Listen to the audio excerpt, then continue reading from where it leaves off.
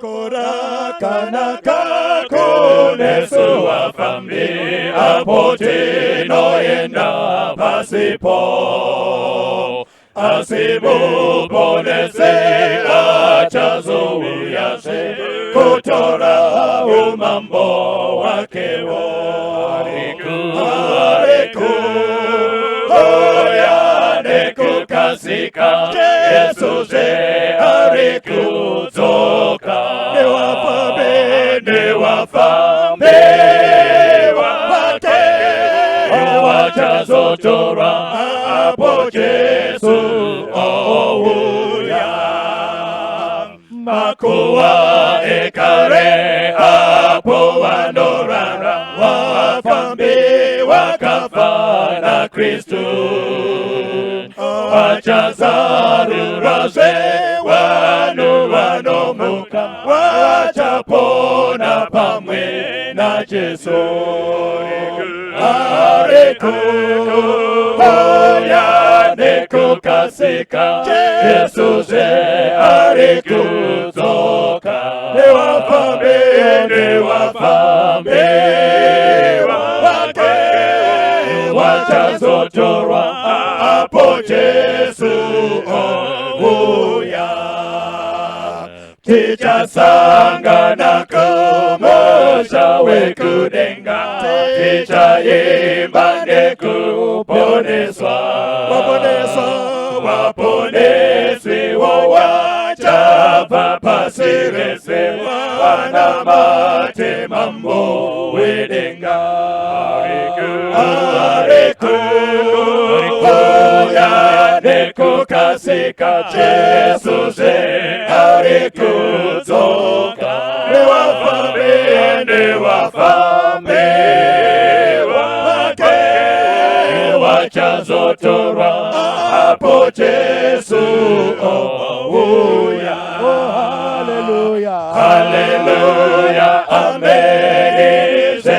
haleluya ekudawira tichashika namata simira kufaradakara tofeka mbiriye kudenga ariku oya nekukasika Yesu se ariku zoka ne wafambe wake wachazotorwa apo Yesu ouya tinozokara pedyo payo mvura yeupenyu Yesu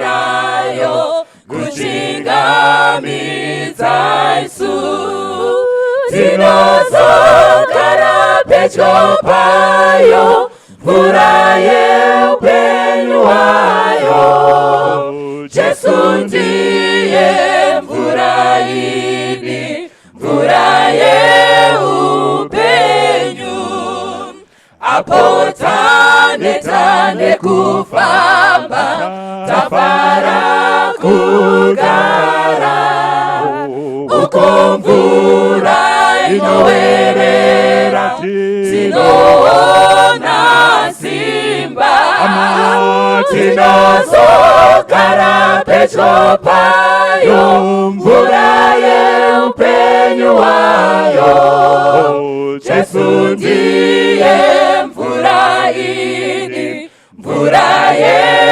yeupenyu ndizouya kuna Kristu mvura yeupenyu munozoona ruponeso rwagadzirirwa isu tinozogara pedyo payo mvura yeupenyu wayo Yesu ndiye mvura ini mvura yeupenyu tinozogara pedyo payo mvura yeupenyu wayo Jesu ndiye mvura ini, mvura yeupenyu.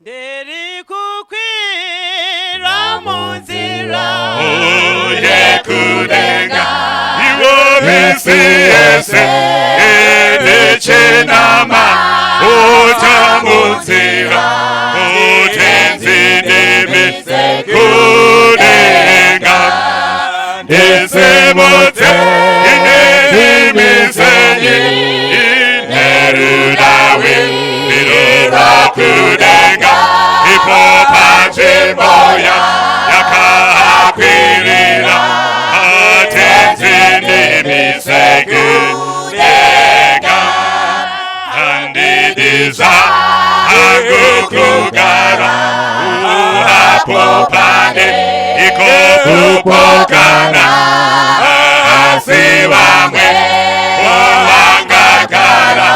inidinodakusaro Ndisimudze inedimisenyi nerudawi kudenga ipo panchimoya yakakwirira imitenzinimise kudenga Ndoda kugara kudenga anazauta iye handinetsa rudawiro iro rwangu rwese irwekugara kudenga Ndisimudze indimisenyi nerudawiro kudenga ipo panchimoya yakakwirira utenzinimise kudenga Ndoda kukwira kusoro inidione kupenya kwenyu ndinonanga atira kuti utenzinimise kudenga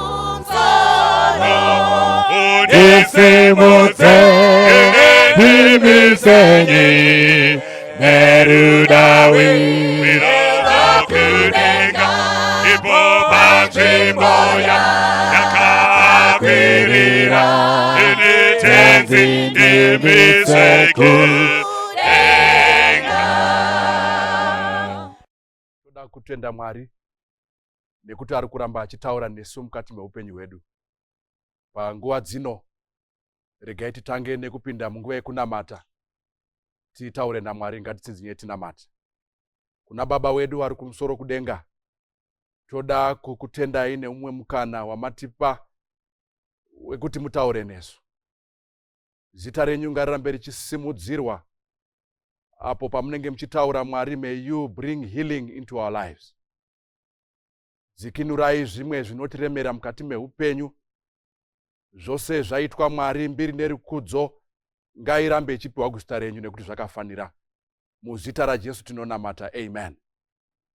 Muzuva ranhasi toda kudzidza kubva mubhuku raMark chapter 2. Mubhuku raMark chapter 2 pane nyaya iri ipapo tichibata pamusoro pemurume anonzi Jesu. Jesu ndiye the center of everything. Mukaenda pabhuku raMark iroro chapter 2 pavhesi ya1 inoti iyo, and again he entered into Capernaum after some days, and it was noised that he was in the house. Verse 2. And straight away many were gathered together, insomuch that there was no room to receive them, no, not so much as about the door. And he preached the word unto them. Ndi Jesu. Verse 3. And they come unto him, bringing one sick of the palsy, muchinda uyairwara, which was born of 4. Do kutakurwa nemachinda 4. Verse 4. And when they could not come nigh unto him for the press, they uncovered the roof where he was. And when they had broken it up, they let down the bed wherein the sick of the palsy lay. Verse 5. When Jesus saw their faith, he said unto the sick of the palsy, Son, thy sins be forgiven thee. Musorodi wenyaya unoti iwo Ndisimudzewo. Hakuna munhu akaparidza mu New Testament saJesu. Hakuna munhu akaita mbiri mu the Synoptic Gospel saJesu, nekuti zvakaitwa naJesu zvakanga zviri zvikuru. I remember Jesu at one time, he was preaching to more than 5,000 people without a microphone. Before there was Twitter, YouTube, Jesu guwa rake raifamba, aiti kana ari kumandara, vekumufakose vaitoziva nezvake, iye asati asvika kumufakose. Before there were flyers, before there was nothing, before there was even media, mbiri ya Jesu yaifamba. I remember Jesu paakafidha vanhu 5,000, aiti kana achitaura, zvaaitaura zvaitapira zvekuti vanhu vaikanganwa kudya. He was so powerful. Kusvikira ataura nevadzidzi kuti udzai vanhu kuti vagare pasi, nekuti vanhu ava vaane nzara. He was so powerful. Now tiri kuona Jesu panapa pa chapter 2 pa verse 1. Iri kuti iyo paakandopinda muKapenaume pakaita noise. Rechirungu riri kuti it was noised. There was a rumor. Pakaita guwa rekuti Jesu ari mune imwe imba. Zvinhu mudikani zvinonakidza kuti Jesus was in the house. Guwa iroro ndo rakakosha mukati meupenyu. Kune vanofambisa makuwa asina Jesu mukati, vanofambisa nyaya dzisina maturo. Asi Mwari ngaavongwe kuti pana Mark chapter 2 pane guwa rekuti Jesu ari mukati meimwe imba. And it is possible kuti mukati memba yenyu Jesu anofanira kuwanikwa. Jesu anofanira kubata mukati medzimba dzedu. Jesus must be found in our house. Guwa harifanire kufamba rekuti mukati memba menyu munorwiwa, asi munofanira kuzikanwa nekuti mukati memba yava there is Jesus in the house. Jesus must be the center mukati meupenyu hwedu. Chikanzi neBhaibheri, when Jesus was in the house, pa verse 2, zvinonzi many people gathered in that particular house. Teerera munhu waMwari, kana uchiverenga nyaya iyi, we do not know the owner of the house. Asi imba iyi yazotanga kuita mutauro nekuti Jesu ari mukati mayo. Haigoni kuva imba kana Jesu asiri mairi. Pa verse 2 ndapada apa pari kuti izvo vanhu vakatanga kuungana nekuti Jesu akanga aripo. The reason why we gather, the reason why you are listening panguva dzino, inyaya yekuti taunzwa nekuda kwa Jesu ari pakati pedu. Hallelujah. Ndiye atisanganisa kuti tikwanise kunzwa zvimwe zvaangataura kwatiri. Teerera, munyori paanonyora Maki anonyora achitiye imba yakazara zvokuti there was no room to receive even more people. Anzi vanhu vakazara nekusvikira pamusuo. Pavakazara, Jesu ndokubva awana an opportunity. Ndiri pa verse 2. Pavakawana an opportunity, verse rinotizo, he started to preach the word to them.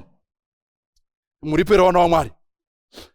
People must know that Jesus, when he saw an opportunity, he would start to preach the word. Saka musoro wenyaya pauri kuti Ndisimudzewo ndo patichada kuenda kuti tinzwisise kuti Mwari ari kuti kudini mukati meupenyu hwedu. Verse ya 3 yabva yatiwo, and they come unto him bringing one sick of the palsy. Verse ya 2 yati Jesu ari mumba uye ari kuparidza, vanhu vazhinji vakaungana mukati membai. Ndokubva tambobva kumharidzo ya Jesu ndokuenda kumbodiveta from the sermon ya Jesu, ndokuenda kune muchinda ari kunzi ari kurwara. We do not know his name, but we know the condition of the brother. Now, chinondibata panyaya iyi ndechekuti there are 4 gentlemen, 4 varume who are also going kunemba iyo iri kunzi kuna Jesu ari kuparidza. Now, pavanoona muchinda uyu ari kurwara, he is sick of the palsy pa verse ya 3. There is no name of the person who is sick, but we know the condition of the person. Then there are no names yevarume 4 ava vari kutakura muchinda uyu kuti vaende naye kuna Jesu. Apa ndapada apa nekuti ndo pane nyaya yese. Zviri kunzi muchinda uyu ane palsy, ndambotsvaga a medical term pamusoro pechirwere chepalsy chekufa mutezo. Zvikanzi panapa palsy is a medical term often accompanied by weakness, loss of feeling, and uncontrolled movements such as shaking, as well as a disconnection between the head and the body. Muchinda uyu airwara. There was a disconnection between the head and the body. Zvakanga zvisingafambidzani. He was feeling weak all over the body. He had a loss of feeling and uncontrolled movement. And achimbosheka achirwara. But chinondibata varume ava 4 vanoti no, as we are going to Jesus, ngatisimudzei muchinda uyu tikwanise kuenda naye kuna Jesu, pada Jesu might do something for him. It is encouraging, my brothers and sisters, kuti dai tatsvaga vanhu vanotisimudza kuti tiende kuna Jesu. Ungava munamato wako, paunonamata uchinamatira murume asati aziva Mwari. Keep on lifting them up so that they might know Jesus. Usaneta kuramba uchinamatira hama yadzokera kumashure. Ndosaka mwe muimbi akanyimba achitiye, somebody somewhere is praying for you, and he is asking and pleading the Lord to carry you through. I am tired of people who talk about me instead of praying for me. Muriperoona Mwari. Saka mchinda uyu paanorwara, the 4 men said to the men with the palsy, we cannot leave you alone, but we will carry you. You will become our burden. Kuti tiende tese kuna Jesu.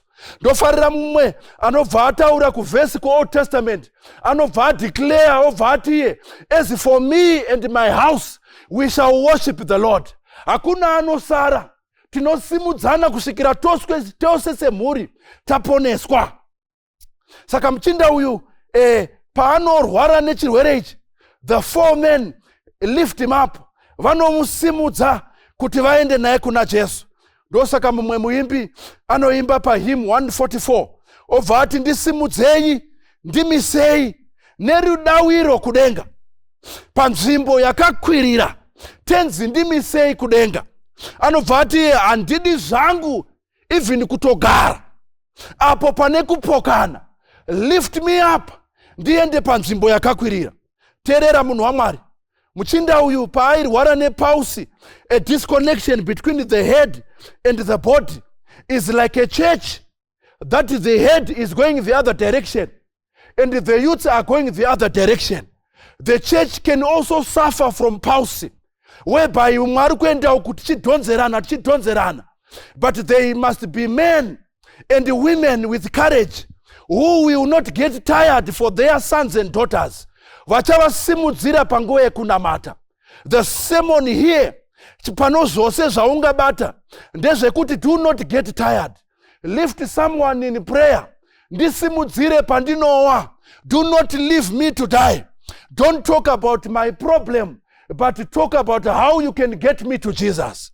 And sometimes the journey might be tough, might consume you. Igokupedza nesimba rekunamata. Asi amai, musaregedza kuramba muri pamabvi, simudzirai the young men kuti akwanise kusvika kuna Jesu. Saka palsy kana iri a medical term, chirwere ichi zvanzi unenge uine weakness, you become weak. Tinozviziva kuti panguva dzinedzi there is someone who is weak in your family. There is someone who is struggling with a sin. But uri kuitei pamusoro pezvazvo? musimudze uende naye kuna Jesu. Zvikanzi panapa a loss of feeling. Vamwe vanhu havasisina havachanzwiri wekuti unotoshaya kuti zvii zviri kuitika pamunhu uyu. They have lost touch. They can't even pray anymore. They have given up. Asi isu takasimbira muna Kristu like the 4 men. I am looking for the 4 friends in my life who will not leave me alone, but they will carry me to Jesus. Zvikanzi they come unto him and they brought a sick man. Ndokubva vamusimudza vachienda naye kuna Jesu. Now the distance between the house kwaiparidza Jesu nekwakatakurwa muchinda uyu was quite a distance kuti vasvike pamba. And the journey sometimes kune vamwe vanogona kuneta kuti izvi takazvinamatira izvi uyu haachinjewe. Kune vakatodeclare vakati uyu achangofa ari mhombwe. But be like the 4 men who carried the men and said, we will not leave you. Tichaponeswa tose. Ehe, wadona warwara nepausi. But we shall not leave you. Tichaenda tose kuna Jesu. And Jesus will do something to you. Zvikanzi panapa, and when they could not come nigh unto him for the press, tiripa verse ya 4. Zvikanzi pavanosvika pamba with the men. Pavanosvika zvinonzizvo pakanga paine pressure. Pasingakwanisike kuti upinde through. Nekuti pakanga pakazara. Rega ndikutaurire munhu waMwari. Pose pakanga paina Jesu. Kune vaimutera nekuti vaida chingwa. Kune vaimutera nekuti vaida kunzwa shoko. Kune vaimutera nekuti vakanga vangonzwa guwa kuti pane muchinda ari kutaura nezvekumusoro kudenga. But pane vanhu vose ava vakazara kudaro so havana kupa muchinda uyu kuti akwanise kusvika pana Jesu. Look at the faith yevarume ava. Varume ava vanoti, bhaibheri rangu rinotaurira apa ndopadapa, rinoti they uncovered the roof where he was. Hallelujah. And when they had broken it up, they let down the bed wherein the sick of the palsy lay. Varume ava vanakumbira muridzi wemba permission yekubvisa roof because Jesus was in the house. It tells me that worshiping God must cost you something. As long as Jesu apinda mumba mako, it must cost you something. Varume ava zvinonzi vakandobvisa roof ndokubva vadzikisa muchinda uyu airwara nechirwere chepausi. Akatyoka mutezo ndokuramba vachimudzikisa because it was the problem that was running to an answer. It was a sickness that was running to health. It was all issues dzakanga dziri pamunhu wani dzakuenda kundosangana the master, the creator of the universe, the doctor of all doctors, murapi mukuru. Machinda aya ndokubva amudzikisa ndokuenda patsoka dzaJesu. This is where the answer is. The answer is not anywhere. The 4 friends could have taken him kunenganga. The 4 friends could have taken for other solutions. But the only solution, vana vaMwari, ndeye kutora munhu aputsika tomusimudza, tosimudzirana toenda naye patsoka dzaJesu. Ndopoga pane answer yatinogona kuitirwa zvakanaka naye. Remember kuti paanoenda patsoka dzaJesu ndo patinoonazve kuti Jesus is in the middle of a sermon. Hallelujah. Jesu ndokubva amira kuparidza panounzwa muchindawo. Teerera unzwe pavhesi ya 5. Bhaibheri rangu rechirungu rinoti, when Jesus saw their faith, when Jesus saw their faith, not the faith of the man who is suffering with palsy, kwete faith yemuchinda ari kurwara, but the faith of the 4 men vauya nemunhu ari kurwara uyu. Muripira wana waMwari. Meaning to tell me that kuti all I need is people who believe in my situation, and God will answer my prayer because of your faith. Peter haifanira kunyura mvura nenyaya yekuti vari mubhoti vaifanira kunge vachitonamatira Peter achifamba pamusoro pemvura. But vari mubhoti vaitoti hatina nguva, muchinda uyu ungatonyura. Chaidikanwa is the faith of the 4 men. Zvekuti Peter paanotanga kunetsekari pakati pemvura achifamba pamusoro pemvura. The faith yevanhu vari mubhoti yaifanira kugama Peter ari mumvura. Hapana anzwa. Your faith must sail me through. Ndisimudzire mukati memunamato wako. Pray for me as I am ailing in this world. Pray for me as I am tired in this world. Lift me up and take me to Jesus. Pana ariku rwara panguva dzino dzekuteerera mharidzo ino. Kuti paunorwara nepaunonetsekana, do not worry. The church is there to lift you up in prayer. The church will lift you up and take you to Jesus. What is interesting, chimwe chiri panyaya iyi ndechichi. The man with the palsy, muchinda airwara uyu, akabvumawo kusimudzwa. Muripere wana waMwari. Bvuma kusimudzika. Because varume havaikwanisa kumubetsera kana iye anga asingadiwo futi kusimudzwa. Saka vari kusimudza. God bless you. Iwewe wacho you are down and you are tired. Bvumawo kusimudzwa nevaruda kutora kuti uende kuna Jesu.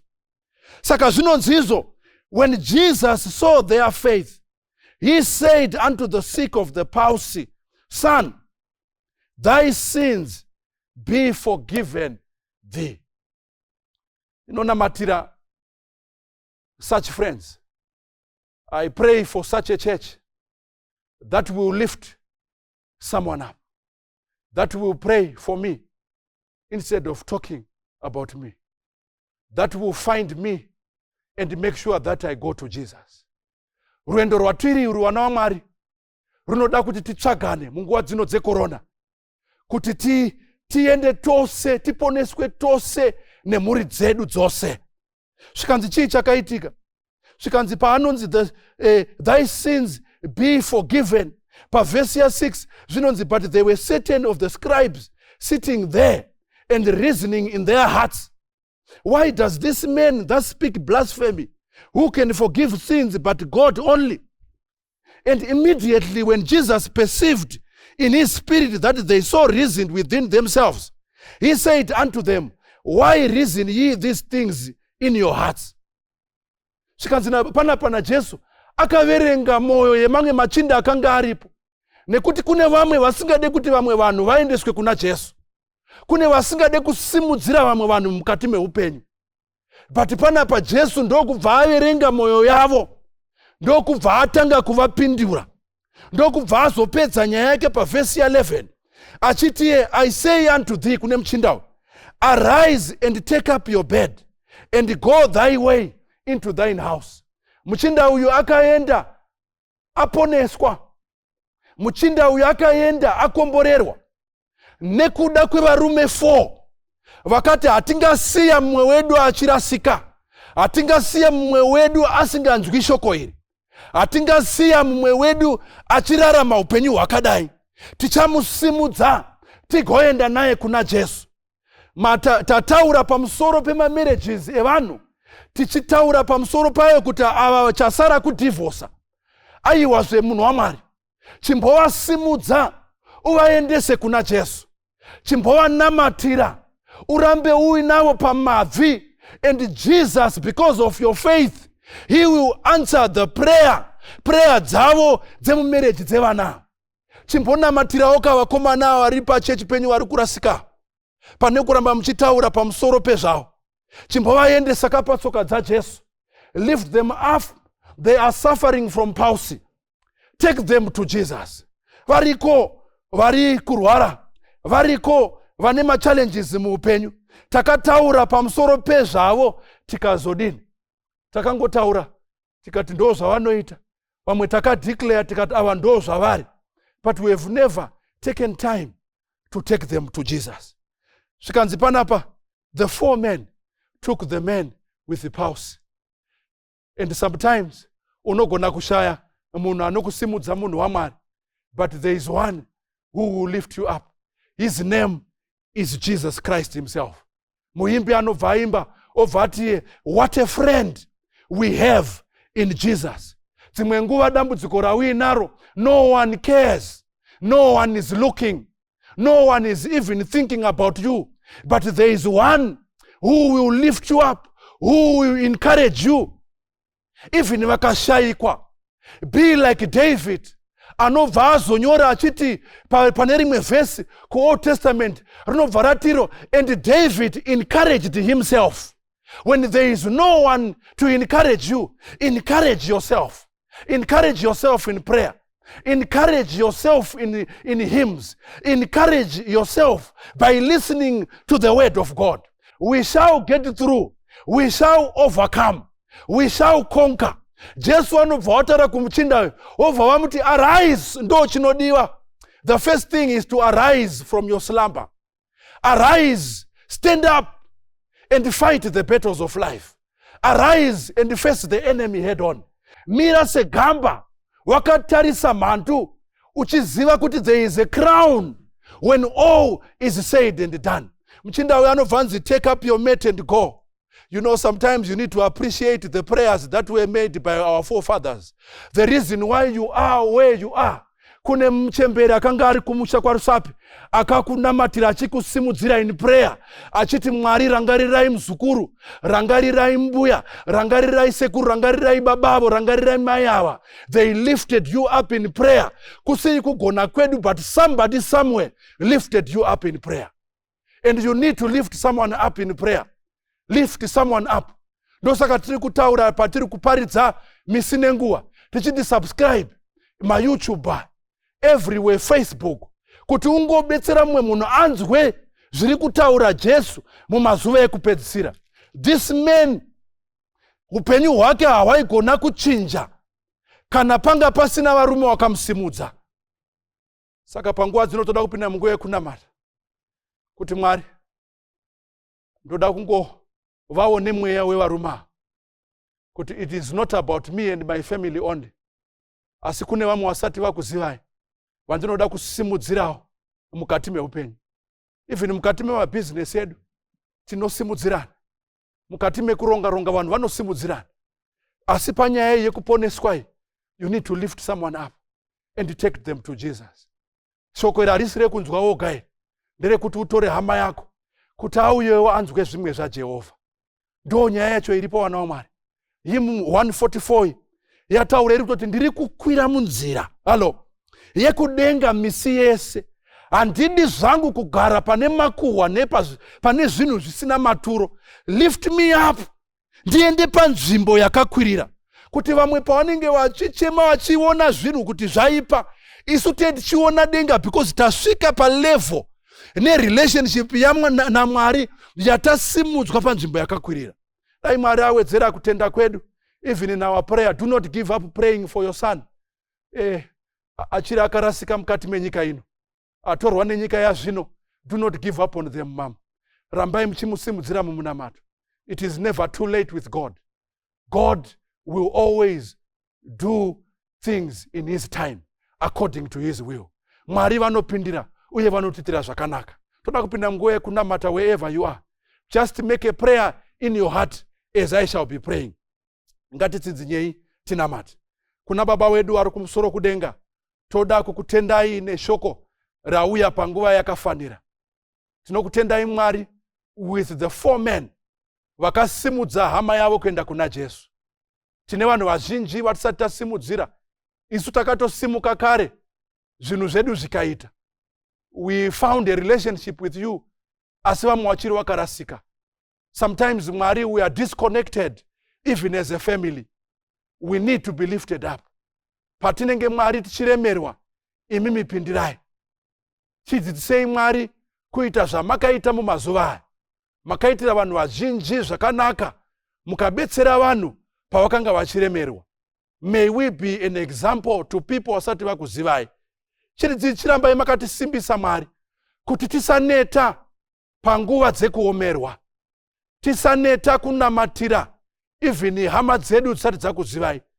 Tine maprayer request mamwe atinawo that we had already given up, but as we come unto you, give us the strength to soldier on. Kudzamara muchiuya. Tinokutendai Mwari in advance for what you are going to do. muzita raJesu Kristu tinonamata, amen. Maranze emtawa baba anova kumba yake asiwo otichengetesa mwenje mupasi rindo rikamwe mwenje ipenye remunyanza zimwe para nyuramyanza uyo mungapo nese pasira azara dedima mananda otinira wajinjiwa karinira kuona mwenjeye rekamwe mwenjeye